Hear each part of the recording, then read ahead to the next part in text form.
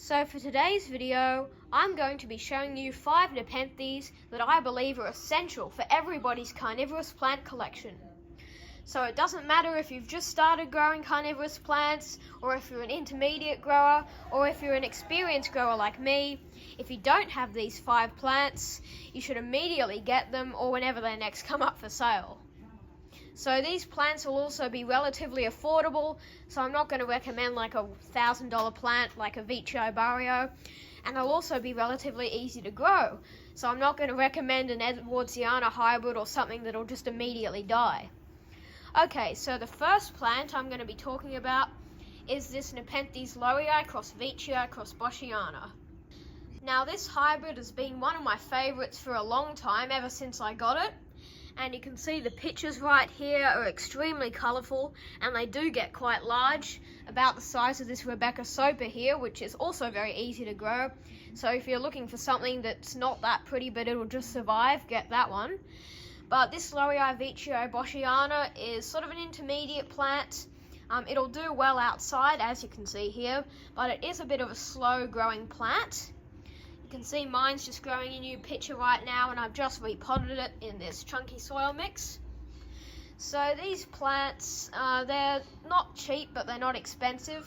I believe they're much more affordable in the US and Europe, but here in Australia, this size plant will run you about $120. But now with the current prices of plants, I think that's actually pretty cheap for a Nepenthes, and that's Australian dollars, so it'll be even cheaper in America. So yeah, you can see this plant's got nice thick leaves.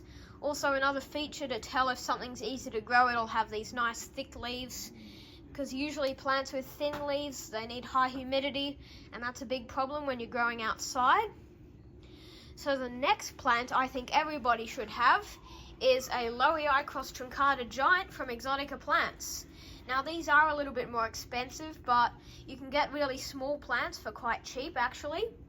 So this one I got from Exotica Plants, I think it was 1 or 2 years ago now. And you can just see how massive they get. They're extremely easy to grow. You can see the thickness in the leaves there. And Lowii by itself is actually extremely hard to grow. I don't have one because when I put it outside, it'll probably just immediately die. But when you cross it with truncata, it's actually much easier to grow, and it's more like a Ventricosa hybrid even. So you can see the large pitchers here. I've got 2 of this plant. Here's my other one. It's got a nice pitcher back there. That's an older one. It's forming one around the back right now, as you can see right there. So yeah, I believe this plant is essential for anyone's collection just because of its sheer size, and the pitchers are just beautiful. Oh yeah, and another feature of it is that under there you can see that white sugary substance. That's called exudate or exudiate, don't know how to pronounce it. And there's actually a very fun story behind that, and I'll leave it to you guys to look it up because I've already explained it lots of times in my other videos. Another plant that I believe everyone should have is a Nepenthes Maxima cross trismatiensis. Now the reason I'm putting this one in this video is it has nice toothy pitchers, and I feel like every Nepenthes collection should have at least one toothy plant. But the problem with these Nepenthes with like teeth, as you call it, is they're all extremely hard to grow. So I've got a truncata Edwardsiana over here which is really struggling, and that's the reason why I'm not going to recommend any of those Edwardsiana hybrids, because they're just really hard to grow. But if you cross no, you don't cross Edwardsiana. If you cross Macrophylla with Lowii and Maxima, you get this plant, which has very nice pitchers. You can see the teeth on them there. That one's a bit faded, but I've got one in here that's very nice. I've showed it in lots of my update videos, but try to get it out here. So that's what a fresh pitcher on the Maxima trismatiensis looks like. Well, this one isn't really fresh, it's been here for a while, but you can see the size of it there.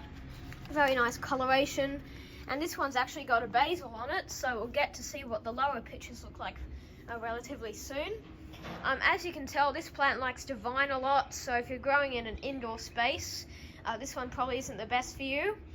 And another thing in this video, I'm not really recommending plants for indoor spaces because usually they need height. Like when you're growing plants inside, you'll choose like the smaller, more compact species like a jamban, for example, but they're extremely expensive and hard to grow. So that's another thing. If you're growing inside, prepare to either run out of space fairly quickly or pay lots of money for the smaller and more compact highland Nepenthes. And the fourth plant that I'm going to recommend is another slow grower, but it's done well for me outside, and it's actually my profile picture. This is my veitchii crossbow veitchii, and this is a must-have for anyone because you can see in there, I think you can see it, that is the beautiful pink coloration of this plant. If I move around the side here, you can see the fuzzy leaves, and this plant's just a must-have, as I said, because of its coloration. I think everyone should have at least one plant with candy striping, just like with the teeth on the Maxima trismatiensis. So yeah, I wouldn't recommend this for indoor spaces again because it does get quite large. You can see there, that's actually a basil from a vine similar to this that I cut off many years ago. And since then it's actually had a basil grow out. That's had a basil, and that's this one. So yeah, it's gone through a lot of stages, but it's a nice plant.